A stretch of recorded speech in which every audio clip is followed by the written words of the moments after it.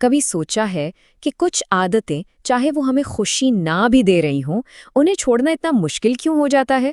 آج ہم اس طاقتور کیمیکل کی پیچھے کی سائنس کو سمجھیں گے جو ہمارے بہت سے فیصلوں پر اثر انداز ہوتا ہے۔ ہم بات کریں گے لذت، درد اور ان کے درمیان ایک صحت مند توازن تلاش کرنے کی۔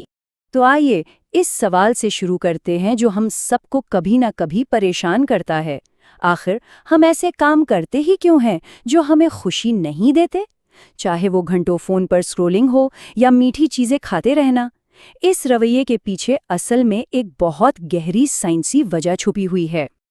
اکثر سنا ہوگا کہ لوگ ڈوپامین کے عادی ہو جاتے ہیں، لیکن سٹینفورڈ یونیورسٹی کی ڈاکٹر اینا لیمبکے کہتی ہیں کہ یہ سب سے بڑی غلط فہمی ہے۔ اصل بات یہ ہے کہ ڈوپامین خود کوئی نشہ نہیں ہے، بلکہ یہ ہمارے دماغ کا ایک بہت اہم سگنل ہے۔ تو پھر سوال یہ ہے کہ اگر ڈوپامین خوشی نہیں تو آخر یہ ہے کیا؟ اسے موٹیویشن کا مالیکیول سمجھنا چاہیے۔ یہ وہ اندرونی طاقت ہے جو ہمیں کسی چیز کے پیچھے بھگاتی ہے، یہ ہمیں عمل پر اکساتی ہے، اور خوشی تو اصل میں اس عمل کا نتیجہ ہوتی ہے۔ سیدھے لفظوں میں ڈوپامین ہمارے دماغ کا وہ سسٹم ہے جو بتاتا ہے کہ کون سی چیز کوشش کے قابل ہے۔ سچ تو یہ ہے کہ اس کے بغیر شاید صبح بستر سے اٹھنے کی بھی ہمت نہ ہو۔ یہی ہمیں حرکت کرنے، کچھ نیا تلاش کرنے اور انعام حاصل کرنے کی ترغیب دیتا ہے۔ اب یہاں ایک بہت دلچسپ تصور سامنے آتا ہے۔ ہمارا دماغ لذت اور درد کو ایک جھولے یعنی ایک سیسو کی طرح سنبھالتا ہے جو ہر وقت توازن میں رہنے کی کوشش کرتا ہے۔ آئیے دیکھتے ہیں کہ یہ سسٹم کام کیسے کرتا ہے۔ حیرت کی بات یہ ہے کہ لذت اور درد ہمارے دماغ کے ایک ہی حصے میں پروسیس ہوتے ہیں۔ یہ واقعی ایک ہی سکے کے دو رخ ہیں۔ جب ہم خوشی محسوس کرتے ہیں تو یہ جھولا ایک طرف جھک جاتا ہے، اور جب درد محسوس ہوتا ہے تو یہ دوسری طرف چلا جاتا ہے۔ تو ہوتا کیا ہے؟ یہ سارا عمل 3 مرحلوں میں ہوتا ہے۔ فرض کریں کہ چاکلیٹ کا ایک ٹکڑا کھایا تو جھولا فوراً خوشی کی طرف جھک گیا۔ پھر دماغ فوراً توازن بحال کرنے کی کوشش کرتا ہے، لیکن اس کوشش میں وہ جھولے کو دوسری طرف یعنی درد کی طرف اتنا ہی جھکا دیتا ہے۔ یہی وجہ ہے کہ کسی بھی شدید خوشی کے بعد ایک ہلکی سی اداسی یا خالی پن کا احساس ہوتا ہے۔ لیکن سوال یہ ہے کہ دماغ آخر ایسا عجیب کام کرتا کیوں ہے؟ اس کا جواب ہمارے قدیم وائرنگ میں، ہمارے ارتقاء میں چھپا ہے، جو آج کی جدید دنیا کے لیے بالکل نہیں بنی۔ سوچئے، ہمارا دماغ ایک ایسی دنیا کے لیے ڈیزائن ہوا تھا جہاں ہر چیز کی کمی تھی، جہاں بقا ایک روزمرہ کا چیلنج تھا۔ لیکن آج ہم ایک ایسی دنیا میں رہتے ہیں جہاں ہر چیز، ہر خوشی بس ایک کلک کی دوری پر ہے۔ یہی وہ تضاد ہے جو سارے مسائل پیدا کرتا ہے۔ ذرا ان نمبرز کو دیکھیں۔ چاکلیٹ ہمارے ڈوپامین کو 50% بڑھاتی ہے، جبکہ کچھ دوائیں اسے 1000% تک بڑھا دیتی ہیں۔ ہمارا قدیم دماغ اس طرح کے شدید حملے کے لیے کبھی بنا ہی نہیں تھا۔ اور بس یہیں سے جدید نشے کا جال شروع ہوتا ہے۔ جب دماغ پر بار بار ڈوپامین کی بارش ہوتی ہے تو وہ اپنے دفاع میں ایک ایسی حالت میں چلا جاتا ہے جسے ڈوپامین کی کمی کہتے ہیں۔ تو کلینکلی نشہ ہے کیا؟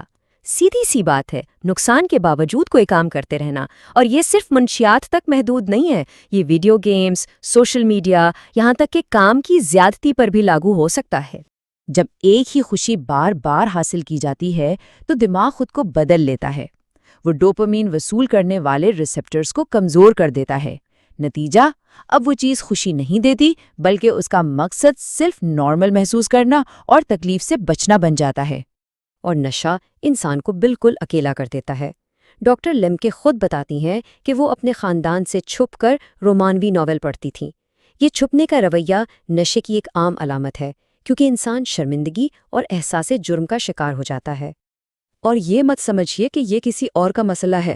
ڈاکٹر لیمبکے کا اندازہ ہے کہ 90 سے 95% لوگ، یعنی تقریباً ہم سب، کسی نہ کسی چیز کا جبری طور پر ضرورت سے زیادہ استعمال کرتے ہیں، چاہے ہم اسے نشے کا نام نہ بھی دیں۔ تو اس پورے چکر سے نکلا کیسے جائے؟ جواب شاید تھوڑا عجیب لگے۔ خوشی کی تلاش میں ہمیں جان بوجھ کر درد اور مشکل کو اپنانا ہوگا۔ آئیے دیکھتے ہیں یہ کام کیسے کرتا ہے۔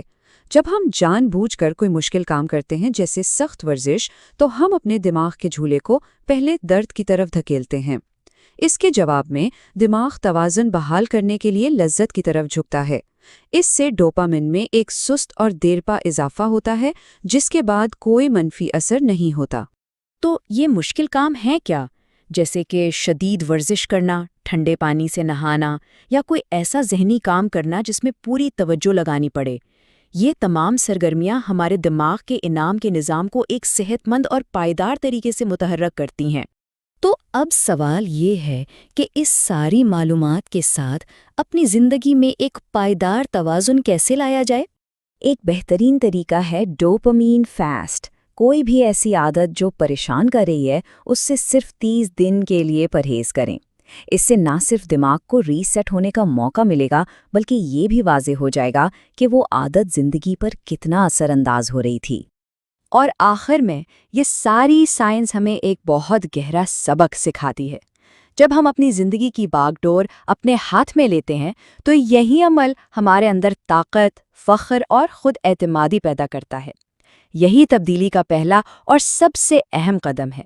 تو آخری سوال یہ ہے، جب ایک ہی جگہ کھڑے رہنے کا درد آگے بڑھنے کے درد سے زیادہ ہو جائے تو انتخاب کیا ہوگا؟ یہ فیصلہ ہر کسی کو خود کرنا ہے۔